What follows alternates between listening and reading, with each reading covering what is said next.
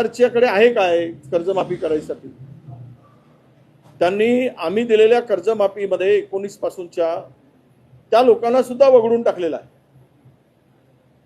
जे आम्ही 50,000 रुपये प्रोत्साहन देतो त्यातील शेतकऱ्यांची संख्या कमी करून टाकली आहे आणि या कर्जमाफीचा थेट फायदा होणारच नाही आहे. ही सरसकट कर्जमाफी नाही आहे, ही अटी आणि शर्ती लावून दिलेली कर्जमाफी आहे.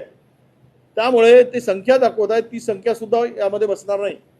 55 लाख जे दाखवलं जात आहे याचं कारण असं आहे की 2 लाख रुपये भरतील पण 3 लाख दिल्याशिवाय त्यांना पुन्हा नवीन कर्ज मिळणारच नाही.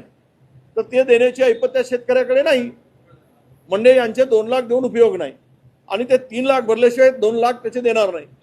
पण अशा सगळ्या मध्ये मला वाटते फार तर हा आकडा 15-20 लाखाच्या घरात जाईल, हे आकडा फुगवून सांगितला जात आहे.